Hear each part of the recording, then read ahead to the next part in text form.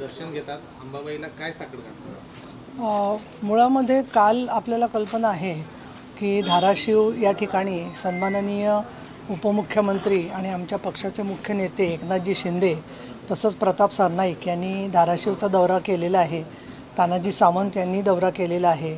सोलापूर जिल्ह्याचा दौरा सन्माननीय देवेंद्रजी फडणवीस आणि अजितदादा पवार, जयकुमार गोरे यांनी केलेला आहे. आणि सर्व मंत्र्यांना आदेश दिलेले आहेत की पूरग्रस्तांसाठी मदत करा आणि त्याचबरोबर पंचनाम्यांना सुद्धा वेग देण्याचं काम झालेलं आहे. प्रत्यक्षात पंचनामे कधी पूर्ण होतील त्यानुसार मदत कार्य केलं जाईल. अंबाबाईच्या कृपेने कोल्हापुरामध्ये यायला पूरपरिस्थिती नाही आहे, परंतु पावसाचं वाढतं प्रमाण आणि अनेक ठिकाणी उशिरा झालेला सातत्याने पाऊस याचा परिणाम म्हणून पिकं खरडून गेलेली आहेत, फार मोठं नुकसान झालेलं आहे.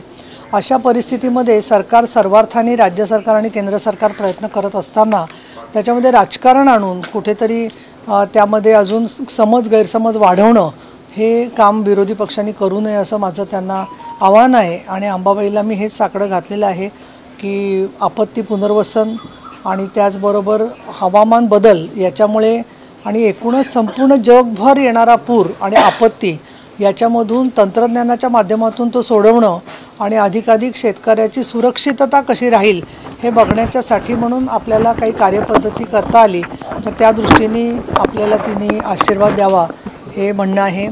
मी इथे आल्यावर श्री योगेश कुमार SP कोल्हापूर यांनाही निरोप दिला होता, कारण आपल्याला कल्पना आहे की दर्शनाबरोबरच कायदा सुव्यवस्थेचे सुद्धा बरेचसे प्रश्न प्रत्येक भागामध्ये आलेले असतात. आणि योगेश कुमार यांच्याशी मी 6 प्रश्नांवरती घटनांच्या संदर्भामध्ये त्यांचं लक्ष वेधून त्याच्यामध्ये काय कारवाई झाली याबद्दलचे त्यांनी मला लेखी अहवाल द्यावा असं सांगितलेलं आहे.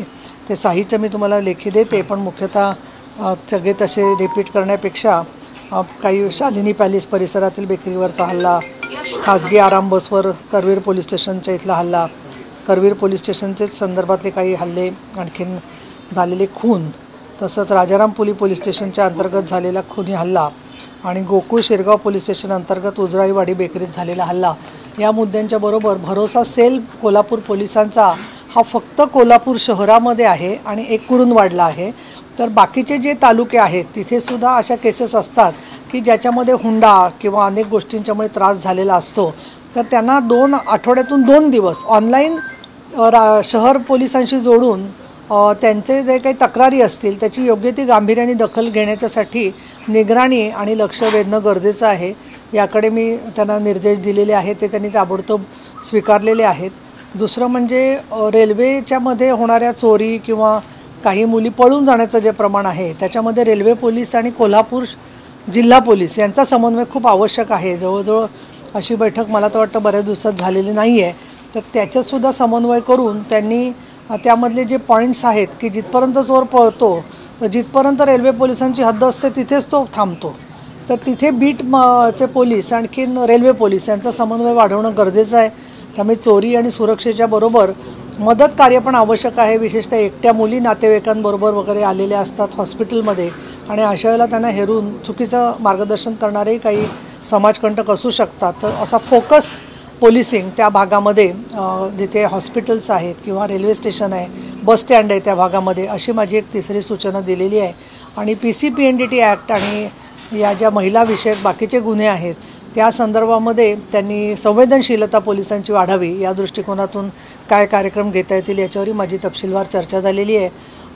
कोल्हापूरकरांनी मोठ्या प्रमाणामध्ये जरी DJचा वापर केला तरी आवाज मर्यादित राहावा म्हणून जे काही प्रयत्न झाले त्याच्याकडे सगळ्या महाराष्ट्राचं लक्ष वेधलं गेलेलं आहे. तसंच AIच्या मदतीने कोल्हापूरच्या देवळाच्या परिसरामधल्या चोऱ्या लगेचच्या लगेच उघडकीला येत आहेत, ही सुद्धा एक स्वागतार्ह बाब आहे. हे मी त्यांच्याकडे लक्ष वेधलेलं आहे. आणि तुमच्या प्रोत्साहनामुळे मीडियाच्या जे पोलिसांचं एरवी काही करत नाहीत वगैरे असं जे त्यांच्याबद्दल बोललं जातं स्वाभाविकपणे ते नीतिधैर्याच्या खच्ची होतं, त्या पार्श्वभूमीवरती हे कोल्हापूर देवीच्या अंतर्गत तिथे सुरक्षा वाढवणं हे फार महत्त्वाचं आहे. तुम्हाला सगळ्यांना कल्पना आहे की याच ठिकाणी गावित भगिनींनी त्या छोट्या मुली चोरून नंतर त्यांचे जीव घेतले होते. ते मंदिरातलीच घटना आहे जुनी जी आहे ती, की ज्याच्यात आजही एवढी शिक्षा होऊनही प्रत्यक्षात त्याची अंमलबजावणी झालेली नाही आहे. आणि म्हणून लहान मुली ज्यांना नवीन लोकांना माहीत नसेल त्याच्यामध्ये कडेवर घेतलेल्या बाळाला बाई स्वाभाविकपणे खाली ठेवते आणि हात जोडते आणि त्यांच्याकडे ती बाईला दारापासून त्या हेरत जायच्या आणि तिथून त्या मुलगी बरोबर पळवलेली असायची आणि दुसऱ्या दाराने घेऊन जायचे. म्हणजे देवीच्या दरबारामध्ये किती समाजकंटक भयानक घटना घडू शकतात ही पण आपल्याकडे उदाहरणं आहे आणि त्यातून तशा घटना मुलं हरवण्याच्या पळवण्याच्या होऊ नयेत या दृष्टीने कोल्हापूर शहर पोलिसांनी अधिकाधिक चांगले प्रयत्न करावेत अशीच माझी अपेक्षा आहे. मॅडम, एक पूर परिस्थिती आहे, मदत पोहोचवली जाते, त्याच्यावर फोटो लावण्यात आलेले आहे. त्याच्यावर